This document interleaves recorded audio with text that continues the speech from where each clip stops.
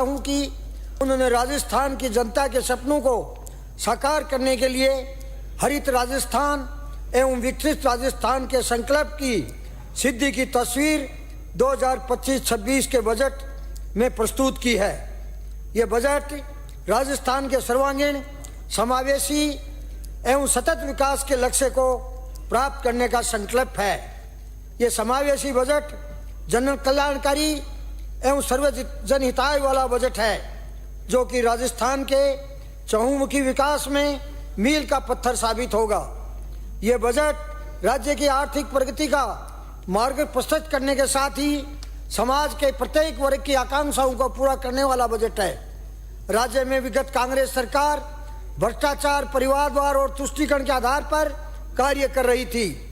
राज्य में कांग्रेस पार्टी की सरकार होटल की सरकार थी, जो होटलों में रहकर कुर्सी बचाने के लिए पेपर लीक एवं घोटालों में व्यस्त थी।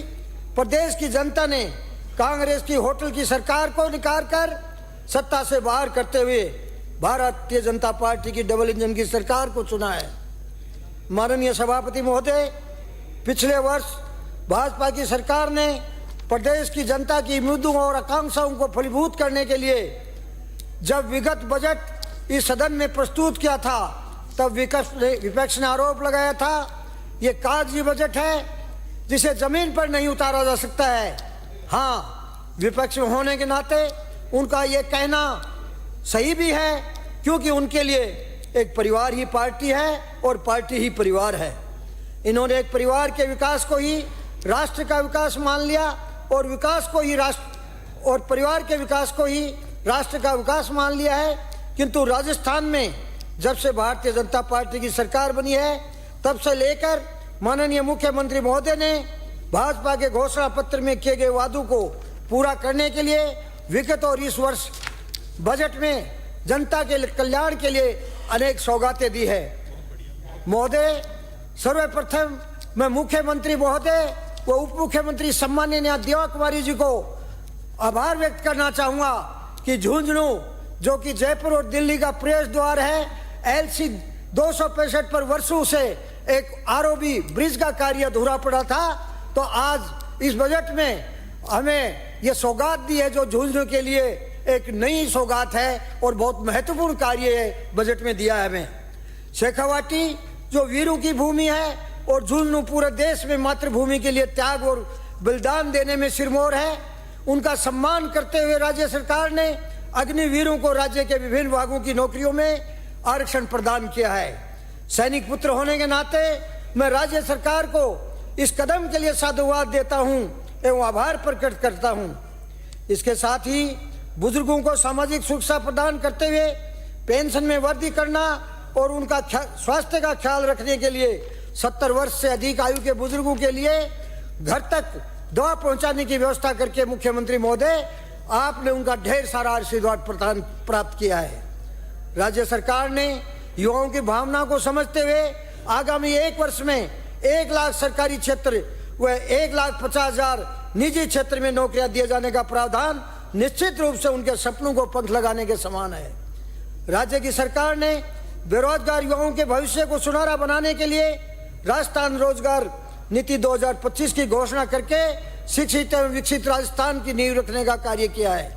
राजस्थान में डबल इंजन की भारतीय जनता पार्टी की सरकार के मुखिया माननीय भजनलाल जी शर्मा किसानों के मसीहा हैं। उन्होंने किसानों की पीड़ा को समझते हुए किसानों के कल्याण के लिए किसान सम्मान निधि को बढ़ाकर 9,000 रुपये किया है। इसके अतिरिक्त किसान क्रेडिट कार्ड की लिमिट 3 लाख से बढ़ाकर 5 लाख रुपये की गई है। राज्य सरकार का यह कदम किसानों के आत्म सम्मान एवं समृद्धि को बढ़ावा देगा। साथ ही कृषि हेतु विद्युत कनेक्शन देने, घरेलू कनेक्शन में 150 यूनिट मुफ्त बिजली का प्रावधान करके किसानों के कल्याण को बढ़ावा देने का कार्य किया है। किसान पुत्र होने के नाते किसानों के मसीहा माननीय भजनलाल जी शर्मा का आभार प्रकट करता हूं। राज्य सरकार ने एक अभिनव कदम उठाते हुए हरित बजट प्रस्तुत करके सतत विकास के लक्ष्य 2030 को प्राप्त करने के लिए अपना संकल्प प्रस्तुत किया है। माननीय मुख्यमंत्री महोदय द्वारा बजट घोषणा के क्रियान्वयन हेतु जिला प्रभारी मंत्रियों, जिला प्रभारी अधिकारियों द्वारा मॉनिटरिंग का निर्णय लिया, जो कि एक सराहनीय कदम है। इससे स्पष्ट होता है कि यशस्वी मुख्यमंत्री माननीय भजनलाल जी शर्मा बजट घोषणाओं को धरातल पर उतारने के लिए अति संवेदनशील हैं। मैं मुख्यमंत्री महोदय और राज्य सरकार को पूरा धन्यवाद देना चाहता हूं, जिन्होंने राजस्थान के विकास की गाथा बजट 2024-25 एवं 25-26 को लिखते समय विगत बजट में यमुना जल, आधारभूत ढांचा, चिकित्सा एवं स्वास्थ्य, शिक्षा आदि क्षेत्रों में महत्वपूर्ण कार्य किए हैं। विगत वर्ष के बजट की भांति इस बजट में भी मेरे विधानसभा क्षेत्र झुंझुनू की जनता का ध्यान रखते हुए उन्होंने राजस्थान की विकास यात्रा में भागीदार बनते हुए महत्वपूर्ण सौगातें दी है। आपने मेरे क्षेत्र की जनता के स्वास्थ्य का ख्याल रखते हुए सामुदायिक स्वास्थ्य केंद्रों की बेड क्षमताओं में वृद्धि की है। इसके अतिरिक्त युवाओं के लिए खेल सुविधाओं का विस्तार करते हुए ग्रास ग्राउंड बनाने की घोषणा की है। शेखाटी क्षेत्र में अंतर्राज्यीय पर्यटन को बढ़ावा देने के लिए हवाई सेवाओं का विस्तार करते हुए फ्लाइंग टेलिंग ऑर्गेनाइजेशन की स्थापना का निर्णय मेरी विधानसभा की जनता के लिए विकास का द्वार खोलेगा। झुंझुनू शहर को मुख्यमंत्री जल जीवन शहरी योजना में शामिल कर शहर के लोगों को पेयजल की समस्या से छुटकारा दिलवाया है। इसके साथ ही स्वच्छता को बढ़ावा देने के लिए शहर में सॉलिड वेस्ट प्रोसेसिंग प्लांट, घर घर कचरा संग्रहण हेतु व्हीकल ट्रैकिंग सिस्टम का संचालन एवं भ्रष्टाचार निवारण अधिनियम के तहत न्यायालय का प्रावधान करके जवाबदेही प्रशासन की दिशा में महत्वपूर्ण कदम उठाया है। मुख्यमंत्री महोदय ने मेरी विधानसभा में न केवल आमजन को राहत पहुंचाने का काम किया है, अपितु अपराधियों में सुधार, पुनर्वास तथा जेल सुधार के लिए जिला जेल में बंदी सिविल पेट्रोल पंप का संचालन कर मानव समाज के प्रति अपनी संवेदनशीलता का परिचय दिया है। अंत में माननीय मुख्यमंत्री महोदय से मेरा अनुरोध है कि मेरी विधानसभा की जनता आपसे कुछ और आस लगाए बैठी है। उनका जनप्रतिनिधि होने के नाते मैं आशा और अपेक्षा करता हूं, सदन में मेरी मांग रख रहा हूं। आपने विगत बजट में यमुना का जल शेखावाटी की धरा तक पर पहुंचाने के लिए डीपीआर निर्माण हेतु बजट प्रदान किया था। उसको धरातल पर लाने की दिशा को गति प्रदान करने के लिए आज से कदम उठाया जाना उचित होगा। साथ ही मैं मांग करता हूं कि यमुना जल समझौते में शेखाटी से सिंचाई के पानी उपलब्ध करने का प्रावधान भी किया जाए। झुंझुनू नगर परिषद में सालों साल से निर्माणाधीन ऑडिटोरियम अधूरा है, इसलिए मैं मांग करता हूं कि इस भवन को स्वीकृत करके जनता को लाभ पहुंचाएं। माननीय सभापति महोदय, राजस्थान में एक ऐसा विश्वविद्यालय भी है जो कागजों में चलकर कागजों में भी बंद हो गया, जिसका नाम है राजस्थान खेल विश्वविद्यालय झुंझुनू।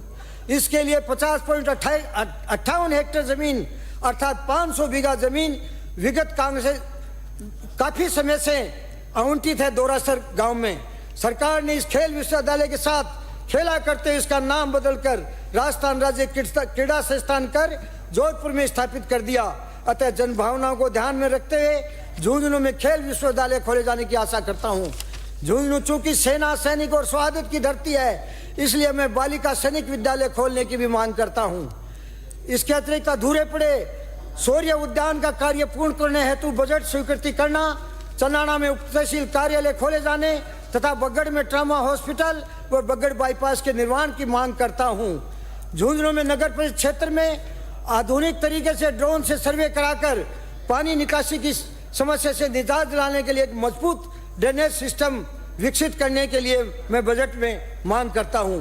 अंत में मैं कहना चाहूँगा कि हमारे जिले में अर्थात झुंझुनू विधानसभा में कोई सरकारी इंजीनियरिंग कॉलेज नहीं है और बगड़ में महाविद्यालय की कमी है, तो ये दोनों बातें भी हमारी मांगी जाएं।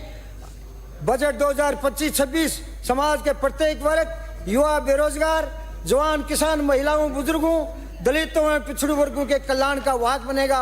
जय जवान, जय किसान, निरालो राजस्थान, निरोगो राजस्थान, हरियालो राजस्थान। धन्यवाद।